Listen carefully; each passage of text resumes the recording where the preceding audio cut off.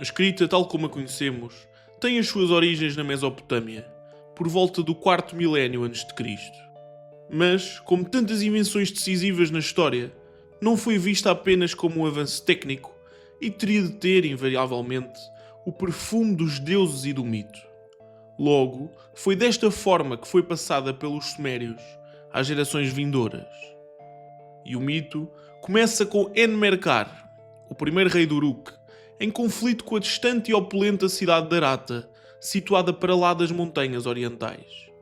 Arata era uma terra rica em ouro, prata e lápis-lazuli, recursos escassos na Suméria, mas indispensáveis para a construção dos grandes templos dedicados à deusa Inanna. E determinada a subjugar Arata e a obrigá-la a fornecer estas riquezas, Enmerkar enviou um mensageiro ao rei daquela terra distante, levando consigo uma exigência clara e implacável. O meu senhor Enmerkar, rei do Uruk e de Kulaba, filho de Utul, e escolhido desde o nascimento para reinar, enviou-me até ti. Enmerkar é a serpente que habita na Suméria e o senhor que esmaga montanhas como farinha e diante de quem os povos tremem. Portanto, rei da Arata, se não te submeteres, ele fará a tua cidade expressar-se como aves assustadas, reduzirá as tuas casas a pó e lançará sobre Arata uma devastação total, como a ira dos deuses. Por isso, deves agora reunir ouro, prata e metais preciosos, carregá-los em animais de carga e enviá-los para Uruk. Com esses tesouros, Enmerkar mandará erguer um grande santuário, escolhido por Enki e consagrado por Inanna. E então, tu, rei da Arata, deverás entoar para ele o cântico sagrado, a antiga invocação de Enki, como sinal da tua submissão.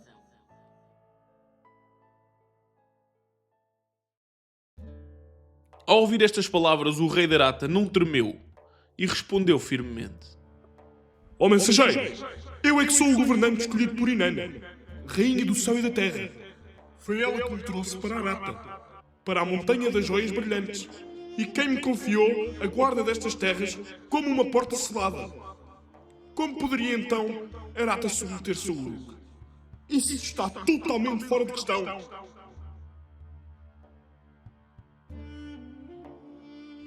O mensageiro voltou para Uruk, mas Enmerkar não desistiu.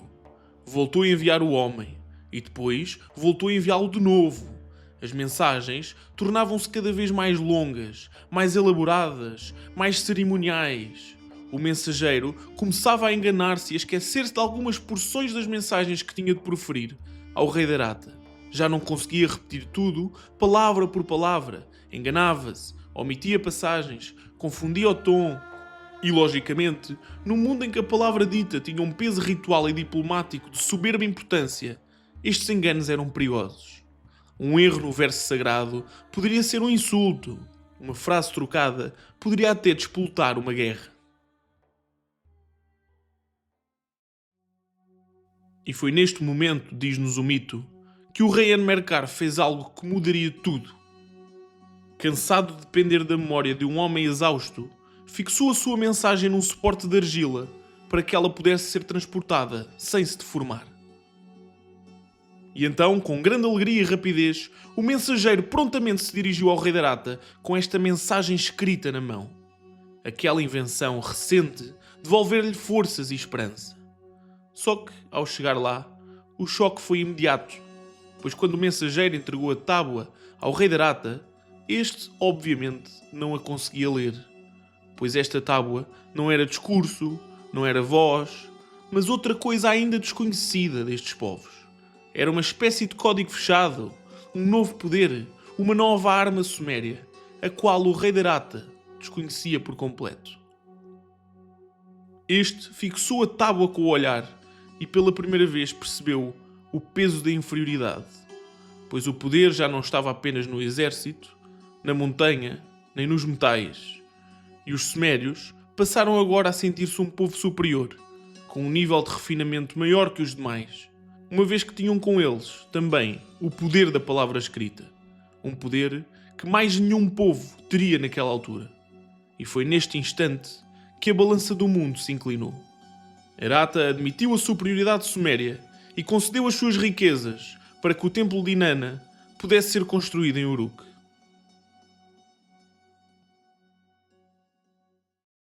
E eis o grande mito da invenção da escrita, que apesar de uma ferramenta e de uma arma muito importante à altura, não foi totalmente consensual entre os vários povos.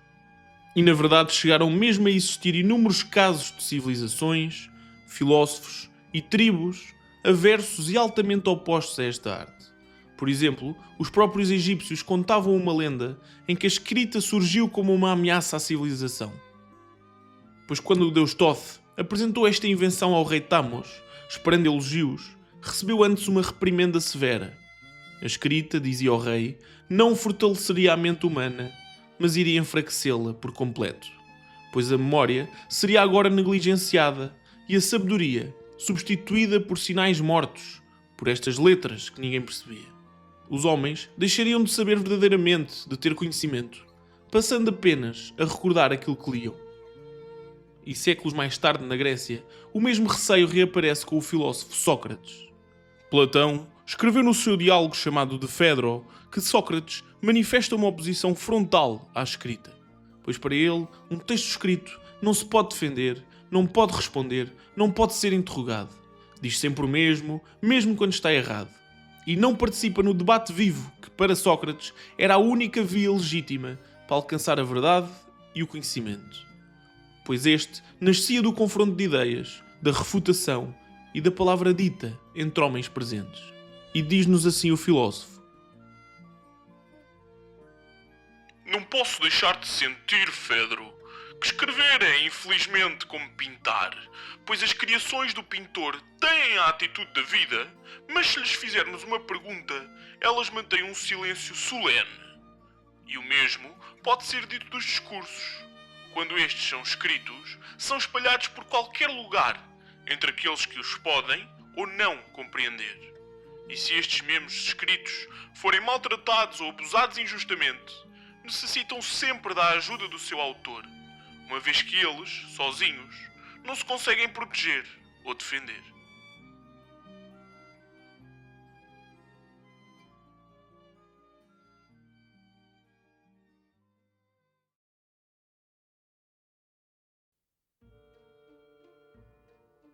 Ora, tal como no mito sumério da invenção da escrita, também a realidade histórica apresenta-nos um caráter profundamente singular. Isto porque o idioma sumério tratou-se de um isolado linguístico, que significa que ele não possui parentes conhecidos nem ligações diretas com outros idiomas. Desenvolveu-se num período muito antigo, quando a maioria das populações ainda vivia como caçadora-recoletora, numa época em que as línguas humanas permaneciam ainda relativamente isoladas entre si. E então, as origens da escrita cuneiforme remontam à cidade de Uruk, onde o crescimento económico e administrativo acabou por criar a necessidade de métodos cada vez mais sofisticados de registro e de controle, e no seu período inicial esta escrita era pictográfica e apareceu por volta de 3200 a.C. Os símbolos representavam objetos concretos, como grão, animais ou recipientes, e serviam, sobretudo, para contabilidade básica e armazenamento. No entanto, a complexidade foi aumentando e o passo decisivo deu-se quando os sumérios compreenderam que um símbolo poderia representar não apenas uma coisa ou algo, mas também o som e o nome dessa mesma coisa. Por exemplo, a palavra suméria para flecha era ti. O sinal que inicialmente significava apenas flecha passou então a ser usado para representar o próprio som ti, independentemente do objeto flecha. É como se hoje usássemos o desenho de um cavalo não para significar cavalo apenas, mas também para escrever o som valo, noutras palavras. Mas apesar desta revolução, os sumérios nunca chegaram a criar um alfabeto, pois os sinais continuaram sempre a representar sílabas completas e não sons isolados.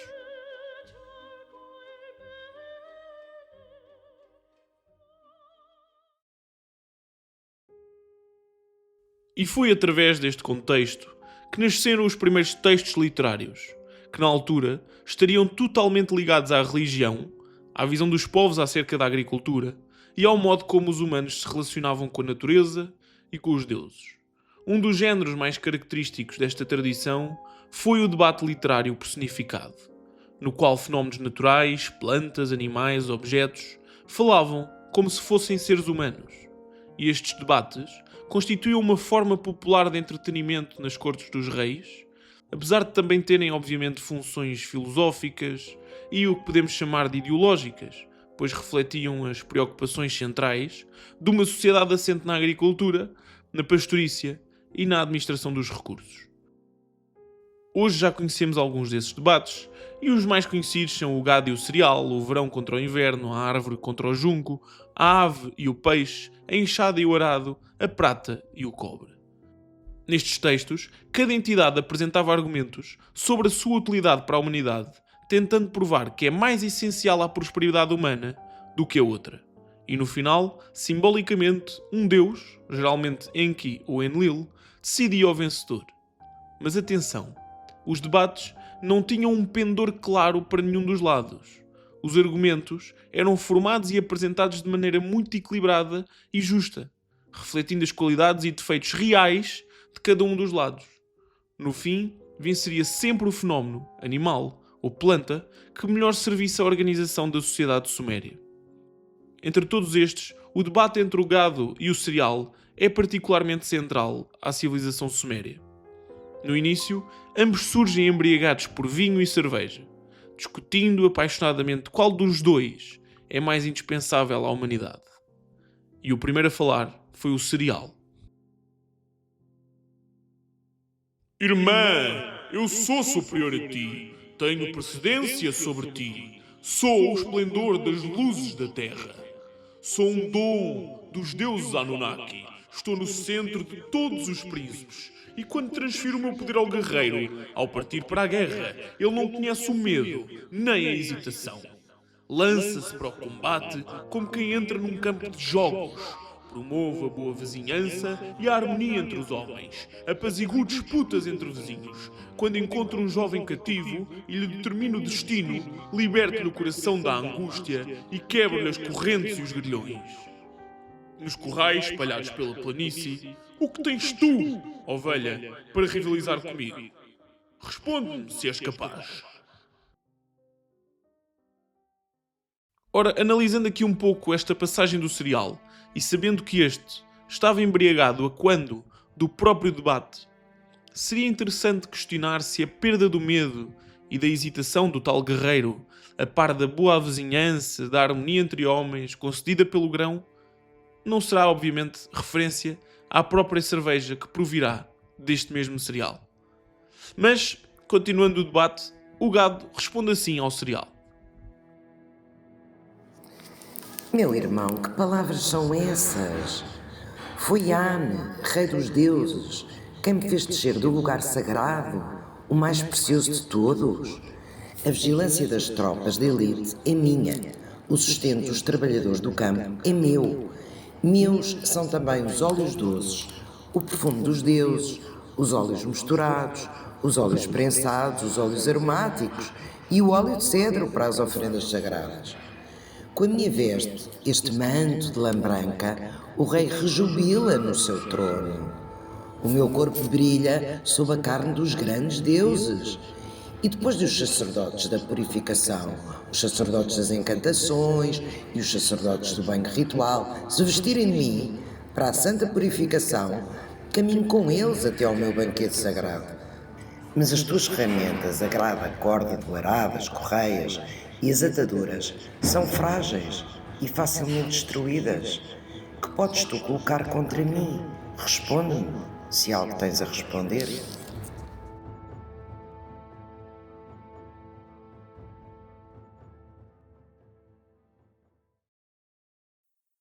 Depois disto, a discussão torna-se cada vez mais intensa, com acusações mútuas, e o cereal acusa o gado de depender do seu produto, já que até os animais são alimentados com grão, e lembra que a pastorícia exige vigilância constante, enquanto que a agricultura sustenta cidades, exércitos e deuses. O gado responde atacando a violência do destino do grão, Este é moído, esmagado, cozido e consumido, lembrando que ambos existem, no fim, para serem usados pelo homem. Mas ainda assim, o cereal insiste. Como o fogo esmagado nas casas e nos campos, como pequenos pássaros em fuga expulsos à porta de uma casa, assim tu também és reduzida aos fracos e aos coxos da terra. Deverei eu curvar o meu pescoço diante de ti? Tu, que és repartida em recipientes de medida?